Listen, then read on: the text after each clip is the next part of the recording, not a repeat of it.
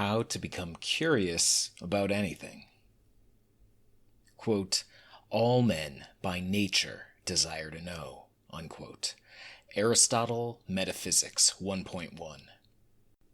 Curiosity isn't just a killer of cats and an enjoyable pastime, but a useful tool for problem solving. Get curious about the world and you can't stomach the distortions your tribe feeds you. Get curious about others and drive collaboration, empathy, and justice. Get curious about problems, not just annoyed, and discover innovative solutions. Get curious about yourself and drive self-awareness. Get curious about ideas and become an autodidact. I've also discussed curiosity's role in our cognitive self-defense suite, which has become even more valuable as manipulative social media and AI slop colonize our mindscape. But this is useless insight unless we can turn curiosity on. Is curiosity and lack thereof just genetic? Why are some people more curious than others? In the beginning, quote, at once two things came to mind, fear and desire. Fear of the threatening dark cave, desire to see if there was anything miraculous within it. Leonardo da Vinci, Codex Arundel. Everyone has experienced the boundless curiosity of children. They drive the less curious adults around them mad with incessant questions, but how do curious children become incurious adults? Do they puzzle out all the world's mysteries between age 1 and 12 and thereafter rest in stolid bovine acceptance of everything at face value? Researchers have quantified the curiosity drop. Students display 2.36 episodes of curiosity per 2-hour stretch in kindergarten, but are down to just 0.48 by 5th grade. Their curiosity probably isn't being satiated through learning, but rather crushed by opposition. In a Japanese study of 511 children between the ages of 9 and 14, those whose curiosity received a positive response from adults were not only happier, but prone to be more curious down the line. But in many elementary classrooms, student questions that don't directly pertain to the assigned task are often rebuffed. Teachers tell children to refocus on their assigned task, discouraging further acts of curiosity. Researcher Susan Engel heard an elementary school teacher tell a curious student, quote, I can't answer questions right now. Now it's time for learning. Which is funny because that response probably ensures the child will learn less and less as time goes on and their curiosity is ground down to nothing. Curiosity is associated not only with information seeking, but with motivation and learning persistence in the face of obstacles, and killing it might be the death knell of our drive to understand and how much we learn over our lifetime. So perhaps it's no surprise that in searching for student curiosity, Engel found an, quote, astonishing low rate of curiosity in any of the classrooms we visited, unquote. But however curiosity is killed, is there a way to revive it? Reviving curiosity, quote, to know and to will are two operations of the human mind. Discerning, judging, deliberating are acts of the human mind. Unquote. Leonardo da Vinci, Notebook 19. Reading through the ever-curious Leonardo da Vinci's notebook, it's the questions that strike you. Quote, the body which is nearest to the light casts the largest shadow, but why? Quote, why does the eye see a thing more clearly in dreams than with the imagination being awake? Quote, what a thing is slumber! Sleep resembles death, but why do you not work in such ways as that after death you may retain a resemblance to perfect life, when during life you are in sleep, so like a hapless dead? Leonardo sees or reads something or has a conversation and questions bubble up. He writes them down, mulls them over, and hypothesizes. Usually he doesn't find answers, but 1,000 new connections form which he is intent on investigating. Sometimes months or years later, he returns to these gaps in understanding when he notices something new or has an aha moment. Questions lay at the heart of our curiosity, and it appears cultivating them might be a key to reviving it once crushed. One of the most impactful curiosity increasers appears to be teaching students to brainstorm their own questions about what they're engaging with, instead of merely grinding through it or memorizing it by rote. This, combined with enough autonomy to pursue the questions they generate, appears to build up curiosity.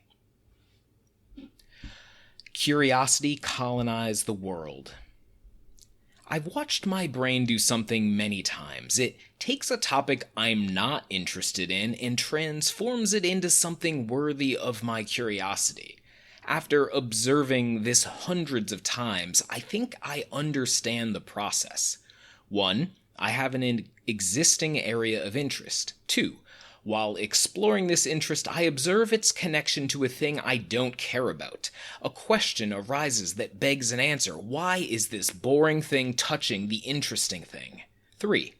Desiring to fully understand the thing I'm interested in, I'm forced to explore the uninteresting thing, which I think of as idea colonization. My interest has planted a flag and claimed this new distant land.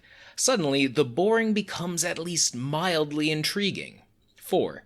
I then have a tiny lit-up node in this vast area of grayed-out disinterest connected to the motherland via a narrow sea lane traversed by the occasional creaking galleon. 5. I noticed other things touching this tiny lit-up node that appears important to understanding it. They are now relevant to my original interest and therefore have become interesting in and of themselves. 6.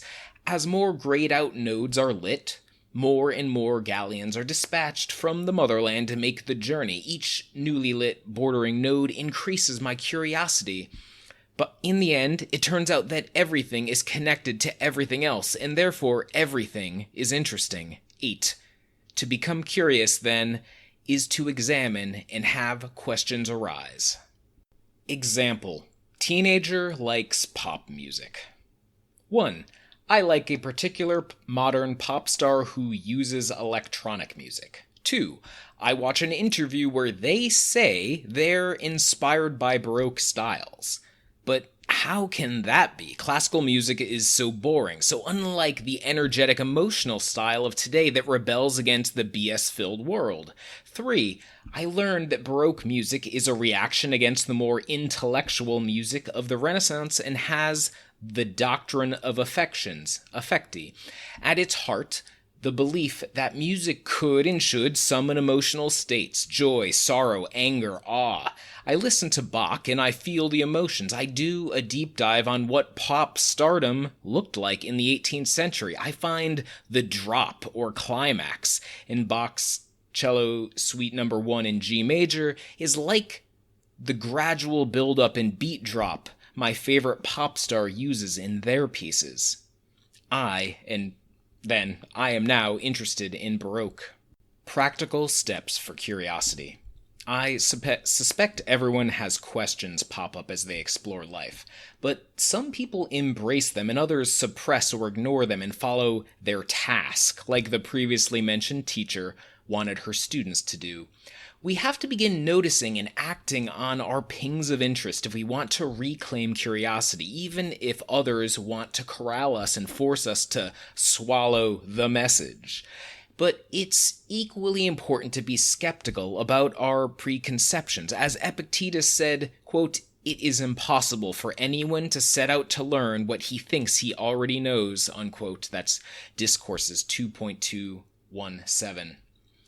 Researchers have discovered that curiosity follows an inverted U-shaped function of confidence, with the highest curiosity aligning with moderate confidence levels of knowing information. In other words, total skepticism, can never know anything, and complete certainty, I am already an expert, appear to backfire for curiosity.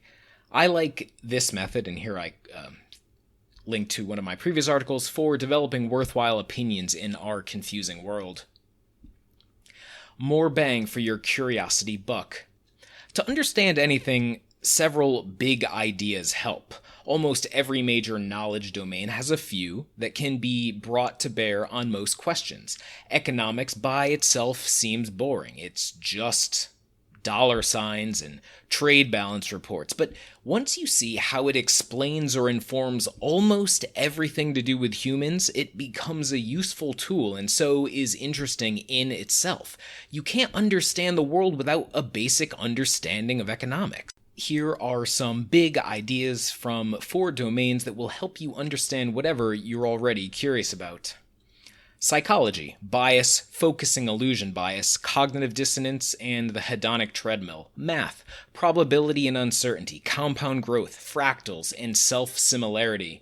Economics, incentives, moral peril, second and third order effects. Genetics, gene-environment interaction, trophic levels, carrying capacity. For more on worthwhile economic ideas, check out this piece, and again, I link here.